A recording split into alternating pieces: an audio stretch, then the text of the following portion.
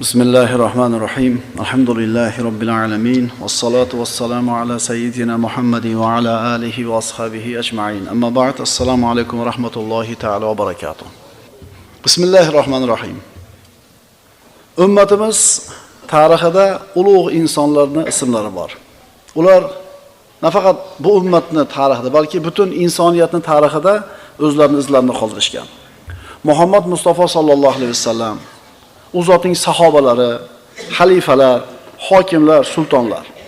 Hozirda musulmon yoshlari mana shu ulug'larimizning hayotini o'qib o'rganishlikka naqadar muhtoj. Ana shu ulug'larimizning kimligini, nima ishlarni qilishganini bilishmaydi ko'pchiligimiz.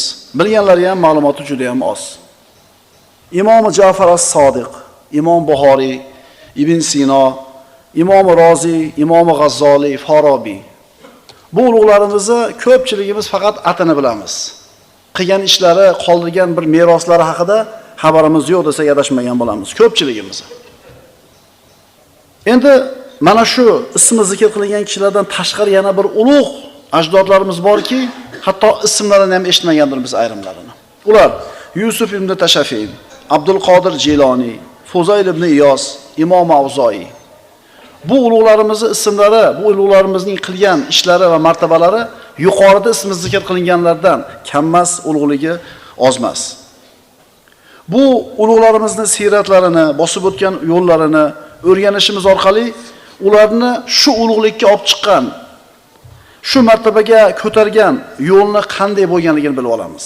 Birodarlar, siz bilan biz ummatimiz insoniyatda tarixida bir muddat, bir necha asrlar peshqadam bo'ldi, ilg'or bo'ldi. Ummatlarda imomi bo'ldi. Darslarimizdan ko'zlagan maqsadimiz mana shu ulug'larimizning hayotini o'rganib, yoshlarimizga tanishtirishlikki, shu o'rgangan ilmlari tufayli yana ummat takror ulug'likka qarab intilsin va boshqa ummatlarga peshvo imom bo'lsin. Shuning uchun bu darslarimizni Asrorul Ulama, ulug'larning sirlari deb nomlasak to'g'ri bo'ladi. Mana shu sirlarga siz bilan biz shu kunda birodarlar juda ham bir muhtoj bo'lib turibmiz.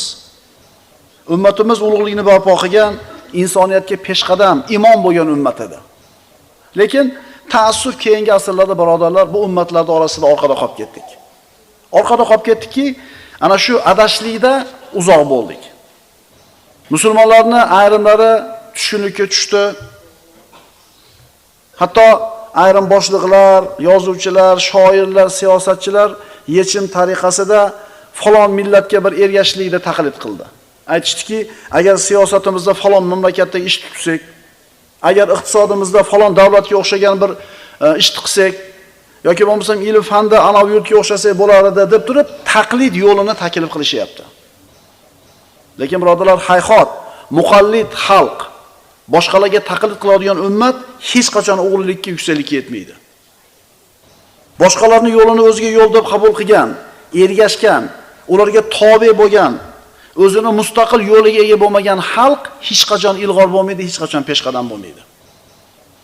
Lekin ta'assuf, hozir shunaqa bo'lib qoldik. Kiyinishimizda kimlargadir o'xshayapmiz, yurish-turishimizda kimlargadir taqlid qilyapmiz. Biz o'zimiz tomirini yo'qotib qo'ygan bir ko'katga o'xshab qoldik.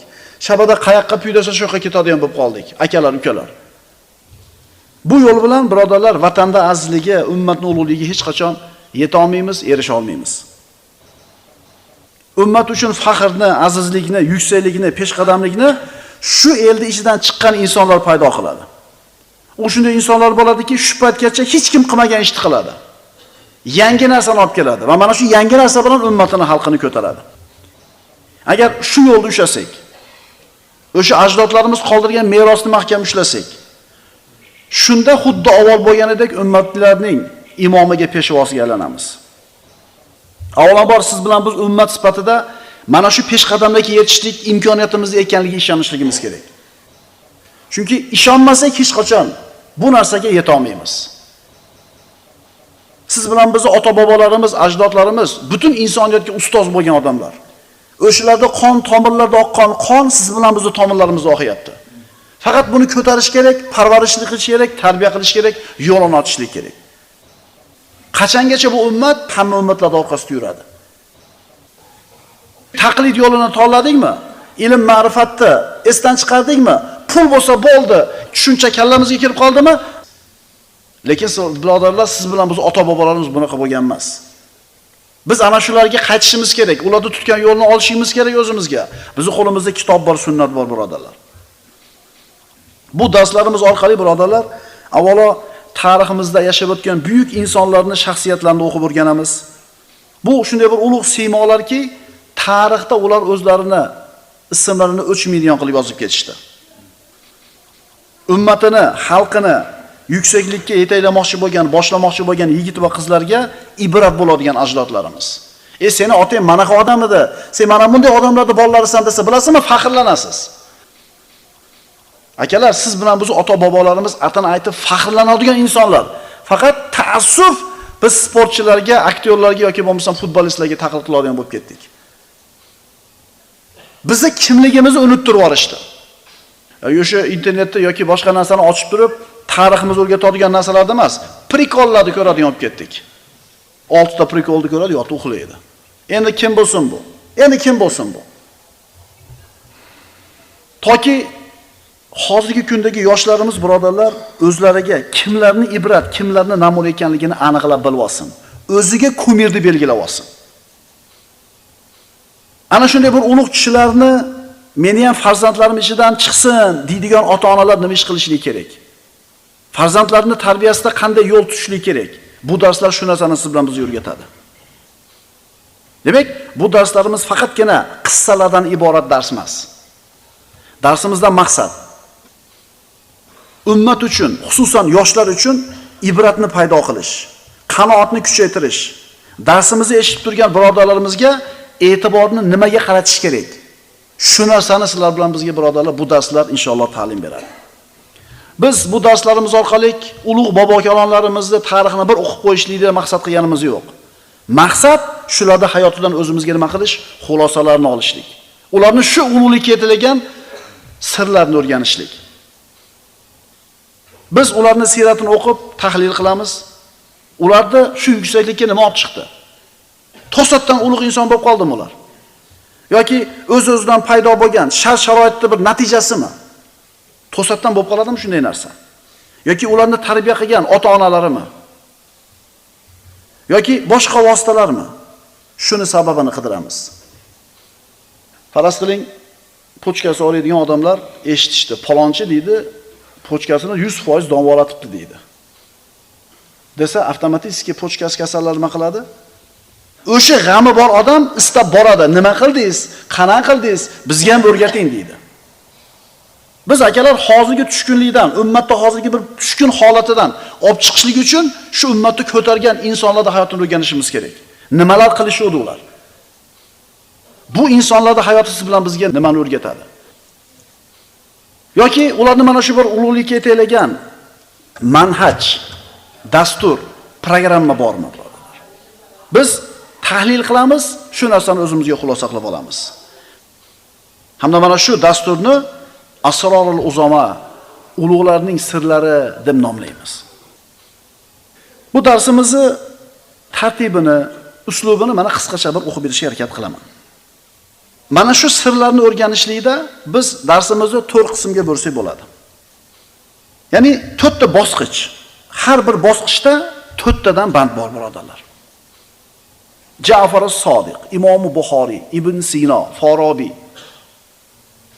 Bu insonlarni o'z-o'zidan tasodifan paydo bo'lib qolgan desak, albatta xato qilgan bo'lamiz. Mana endi shu ulug'likka, shu yuksaklikka yetaydigan 4 ta bosqich.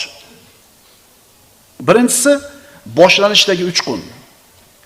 Unda 4 ta band bor. Ikkinchisi yo'nalishni ko'rsatish. Bunda 4 ta band bor.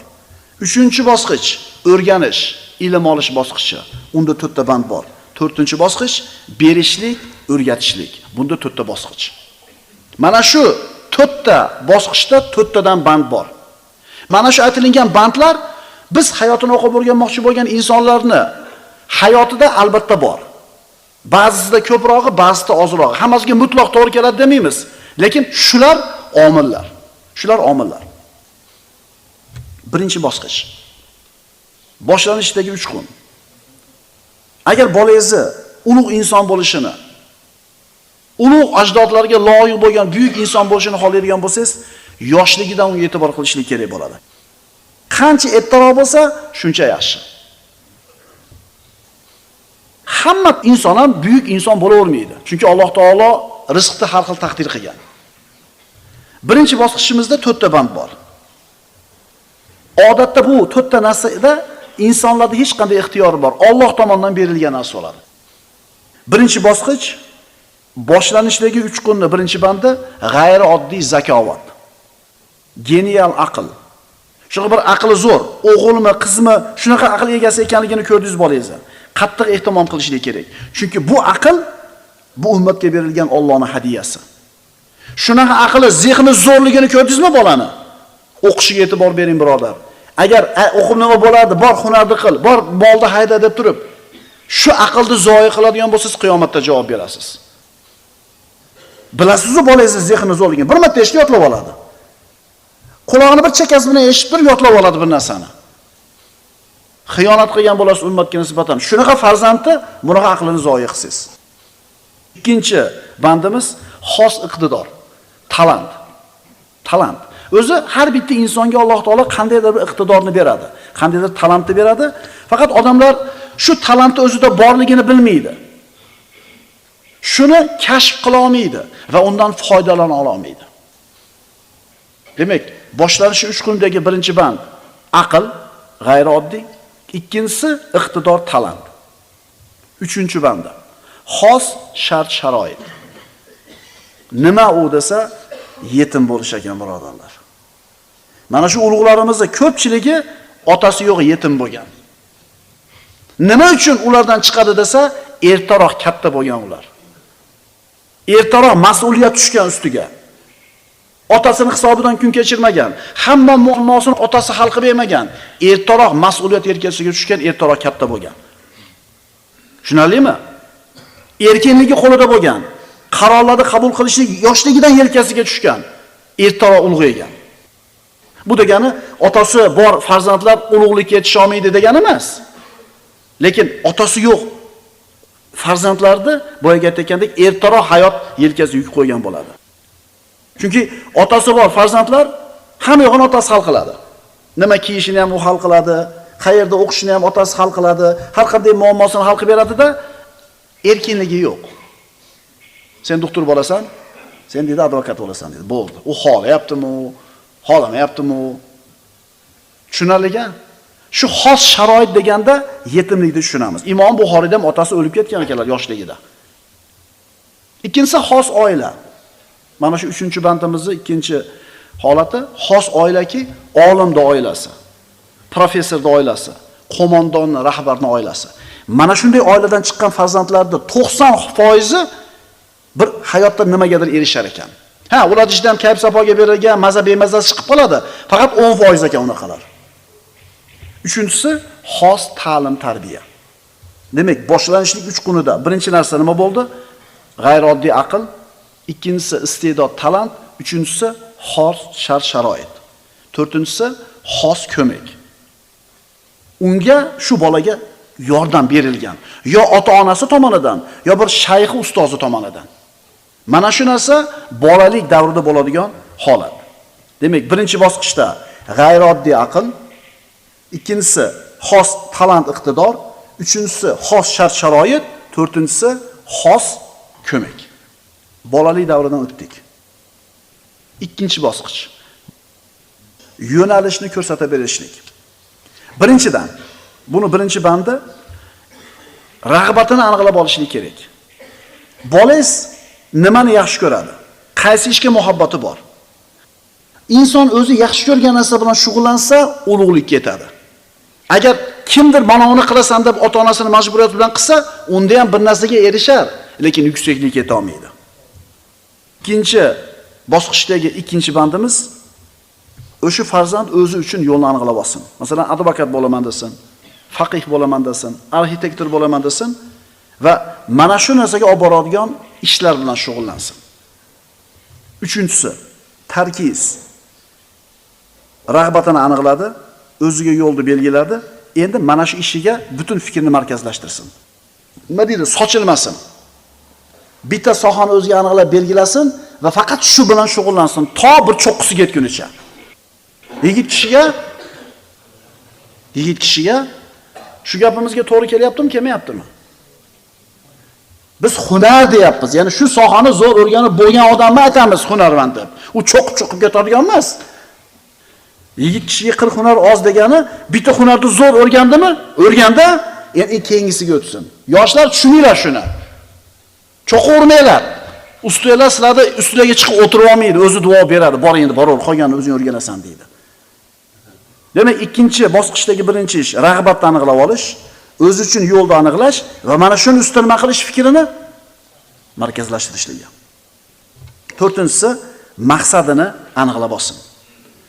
O'qish tugasam shu fakultetda o'qituvchi bo'laman, yo dekani bo'laman, yo rektori bo'laman, yo vazir bo'laman. Birodarlar, balandroq narsani mo'ljallash kerak. Balandroq narsani bizchi kimni hayotini o'qiymiz? U ministr bo'lgan, dekan bo'lgan, boy bo'lgan odamlardan ko'ra oliy martabaga erishgan, hayotda, tarixda, insoniyat tarixida atini yozib qo'yib ketgan odamlarni o'qimoqchimiz hayotini. Bu o'rtachalikka ko'nmaslik kerak. O'rtachalikka ko'nmay 200 metrga mo'ljallab oting toshdi. Yetmaganda ham 150 metrga tushadi. Bizga bo'ladi. Shu sal bir tirikchilik o'tkazadigan narsani qilib olsam, o'sa olmaydi-da. Bilasizlarmi? Mana Mercedes korporatsiyasi hamchi bitta ustaxonadan boshlagan. Mana Adidas degan brend bormi dunyodagi? Aka-uka kosiblar bo'lgan yamoqchilar. Qarang qanaqa brend. Mana Harley Davidson bor-ku, garajdan boshlagan ekan ishini. Mana shu katta dunyo tanigan korporatsiyalarda asli garajdan boshlangan ekan ishi. Haligi ofis ola olmagan yoki qandaydir bir territoriya sotib ola olmaganidan. Qarang qanaqa bo'ldi. Nimaga bizdan chiqmaydi? Demak, ulug'likka yetadigan ishlarda birinchi bosqichi boshlanishdagi 3 kun, ikkinchi bosqichi yo'nalishini ko'rsatish, uchinchi bosqichi o'rganish, ta'lim olish bosqichi. Buchi birodarlar 30 yoshgacha bo'ladigan ishlar. 30 yoshgacha bo'ladigan ishlar. Uchinchi bosqichimizning birinchi bandi ilm talab qilish. O'zingiz bir sohani tanladingiz, shu ilmni mukammal suratda oling va mehnat mashaqqatini ko'taring. Ikkinchi bandi o'zingiz tanlagan sohani ilmini o'rgangan kishini eng oliysining oldiga boring. Ya'ni faqih bo'lmoqchimisiz? Yurtingizdagi eng kuchli faqihning oldiga boring. Ma'qulmi? Qori bo'lmoqchimisiz? O'zingiz shahringizdagi eng kuchli qorining oldiga boring. Shunga tenglashishga harakat qilasiz. Bilasizlarmi, sportda raqibingiz qanchalar kuchli bo'lsa, u futbolmidi, tennismidi, kurashmidi, raqibingiz qanchalar kuchli bo'lsa, siz o'sha darajada bo'lasiz. Nima deylar? Endi haligi chempion Messi o'ringa deydi, mahallani chempionisiz, mahallada hammani yutaverasiz, lekin qishlog'ingizdan tashqariga chiqa olmaysiz. Shuning uchun sizga ilm o'rgatadigan odamni eng kuchligida bor ilm o'rganing. To'rtinchi bandi qat'iy iroda. Suskashlik qilmaysiz, bo'shlik qilmaysiz, ushlaganingizni uzasiz, bahona qilmaysiz. Demak, ulug'likka yetadigan birinchi bosqichimiz boshlanish 3 kuni, ikkinchisi yo'nalishni aniqlash, uchinchisi o'rganish, ta'lim olishlik. To'rtinchi bosqichimiz. Boshlanishimiz zo'r bo'ldi, yoshligimiz. Yo'nalishni belgiladik. 30 ga kirguncha o'qib o'rgandik. Endi bizda yig'ildi. To'rtinchi bosqich berishlik, o'rgatishlik. Bu narsasiz inson hech qachon ulug'likka yetmaydi. Ustozni ustoz qilganlar shogirdlari. Ustozni ustoz qilgan shogirdlar dars berasiz, shu sohani eng kuchli mutaxassisiga aylanasiz. Chunki biz hayotini o'qib o'rganadigan anavi ulug'larimiz hammasini shogirdi bo'lgan. Agar shogird chiqarmasangiz, o'zingizdagi hunarni, ilmni bermasangiz, yuksaklikka yetisha olmaysiz. To'rtinchi bosqichi berishlik, o'rgatishlik. Uni birinchi banda. Doimiy suratda izlanish, ijtihod qilish kerak. Musulmon kishini bugungi kuni kechagi kundaqa bo'lmasligi kerak. Ertangi kuni bugungidaqa bo'lmasligi kerak. Doim nima qilib turish kerak? Oldiga intilib turishlik kerak bo'ladi. Masalan, bitta kitobni yozdingiz. To'xtab qolmang, yana bitta yozing. Shunday yozingki, ikkinchi yozgan kitobingiz birinchi kitobingizdan zo'r bo'lsin. Ikkinchi bandi. Qat'iyatli bo'lish. Mashaqqatlarni yengib o'tishlik kerak, birodarlar. Ishlashni xohlagan yo'lini qidiradi. Ishlashni xohlamagan bahona qidiradi. Uchinchi bandi shogird qoldirish. Ularga e'tibor berish. O'zingizdagi narsani o'rgatishlik. Mana Imom Azam rahmatullohi alayhni shogirdlari bor ekan, ishini davom etkizdi. Imom Shofiy, Ahmad ibn Hanbal, Imom Moliklarning shogirdi bor ekan, ustozlarning ishini davom etkizdi. Endi shularning davrida shular bilan ilmi teng bo'lgan faqihlar ham bo'lgan, ammo ularning shogirdlari ko'p bo'lmagan ekan, ishini davom etkiza olganlar bo'lmadi. To'rtinchi bosqichimizda to'rtinchi bandi tavozun, balans. Ya'ni ilmga berildingiz, hunarga berildingiz, yuksaklikka intiladigan ishni qildingiz. Endi jasadingizni haqqi ham bor, esdan chiqarib qo'ymang. Oilangizning haqqi bor, esdan chiqarib qo'ymang. Juftingizning haqqi bor, esdan chiqarib qo'ymang. Jamiyatda siz ustingizda haqqi bor, esdan chiqarib qo'ymang. Birinchi bosqich boshlanishdagi uchqun, ikkinchi bosqich yo'nalishni aniqlash, uchinchi bosqich o'rganish, olish, to'rtinchi bosqich berish, o'rgatish.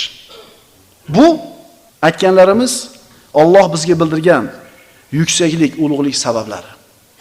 Bu shunday sabablarki, shu sabablarda ulug' ajdodlarimiz o'zining hayotida ko'rsatishdi, tatbiq qilishdi.